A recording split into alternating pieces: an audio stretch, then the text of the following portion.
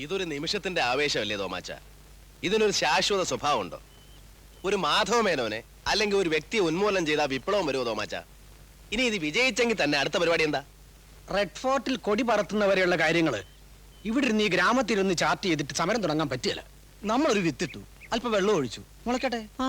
ഈ വളമിടാനും കൊയ്ത്തിറത്താനൊക്കെ ഉള്ള ദൈവം തരും അല്ലേ? ഈ പാവങ്ങളുടെ എല്ലാ ആധാരവും പട്ടയമൊക്കെ ആ മാധവമേനോന്റെ കയ്യിലാ. ഒരു പ്രതികാര നടപടി എന്ന നിലയ്ക്ക് അയാൾ കൊയ്ത്ത് സ്റ്റേ ചെയ്താൽ ഇവർ വലയും. ഒരു 4-5 ദിവസത്തിനുള്ളിലെങ്കിലും കൊയ്ത്ത് നടത്തിയില്ലെങ്കിൽ ഇവർ പട്ടിണിയാവും. നമ്മളിനി ശ്രമിച്ച് കൊയ്ത്ത് സ്റ്റേ മാറ്റണമെങ്കിൽ തന്നെ അതിനി 1 മാസമെങ്കിലും എടുക്കും. അപ്പോഴേക്കും നെല്ല് നശിക്കും, മുള പൊട്ടും. മുതലും പലിശയും കിട്ടിയില്ലെന്നും പറഞ്ഞ് അവസാനം ഈ കാണുന്ന പാടങ്ങൾ മുഴുവൻ അയാളുടെ കയ്യിരിക്കും. താൻ എന്തായി പറഞ്ഞു വരുന്നേ? ഞാൻ മാധവമേനോ പോയിന്ന് കാണാം. താഴാവുന്നതിന്റെ പരമാവധി താഴാം. വേണമെങ്കിൽ കാല് വരെ പിടിക്കാം. അരവിന്ദൻ പറഞ്ഞ കേട്ടല്ലോ. അല്ല അരവിന്ദേട്ടൻ പറയുന്ന ആളെ കേട്ടില്ലെങ്കിലോ? കേൾക്കും, കേൾക്കാതിരിക്കില്ല. നമുക്കൊന്ന് ശ്രമിച്ചു നോക്കാലോ. ഞങ്ങളെ അന്ധകൂപത്തിലാക്കോ അരവിന്ദ?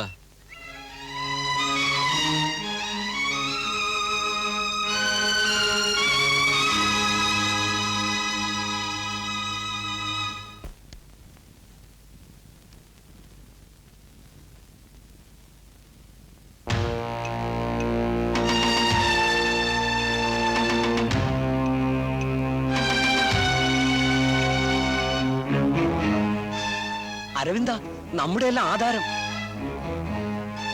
വഴക്കിനും വയ്യാവരിക്കും പോകണ്ട. എന്താടാ?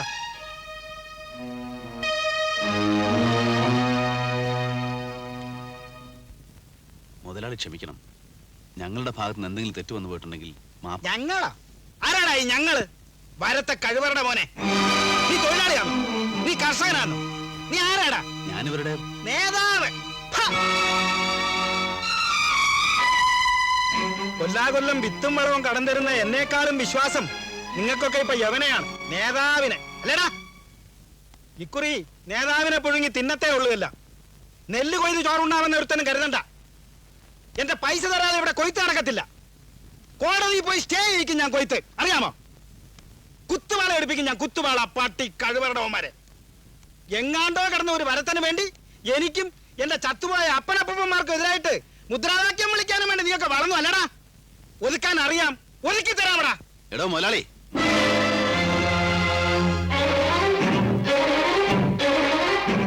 താൻ അങ്ങനെയൊന്നും എടുക്കണ. കൊയ്ത്ത് തടാൻ സ്റ്റേയും കൊണ്ടിഞ്ഞു വാ.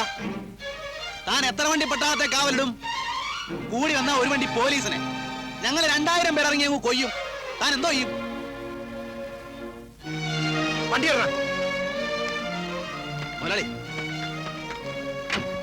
ഞാൻ പറയുന്നൊന്ന് കേൾക്കും മുതലാളി. മുതലാളി ആലോചിച്ചിട്ട് ചെയ്താൽ മതി. അപകടം പിടിച്ച പണിയാണ്. ഞാൻ പറയുന്നത് മുതലാളി. മുതലാളി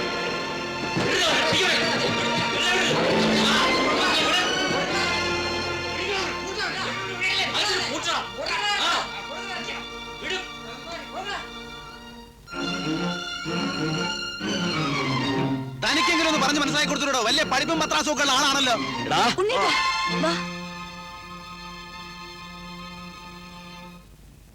അരവിന്ദനെ കാണുന്നില്ലല്ലോ. ഇനി ടൗണിൽ വെച്ച് മുതലാളിയെ കാണാൻ കണ്ട് വല്ലതും? ഏയ്, അങ്ങനെയൊന്നും വരില്ല. ആ ദേ വരുന്ന അരവിന്ദൻ.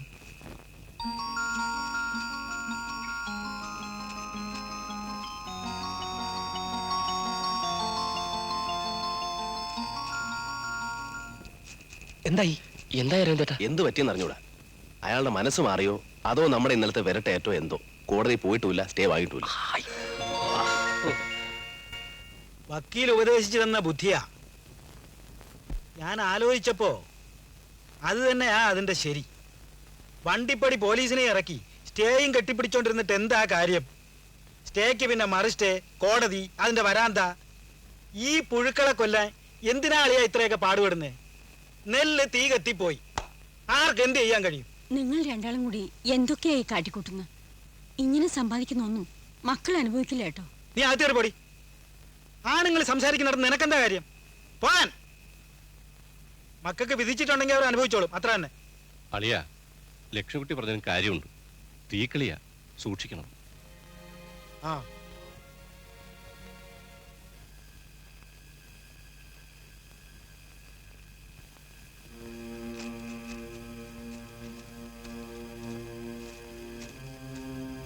ഒന്ന് വേഗം വരണ്ട എല്ലാം ഒഴിക്കട വിട്ടോ.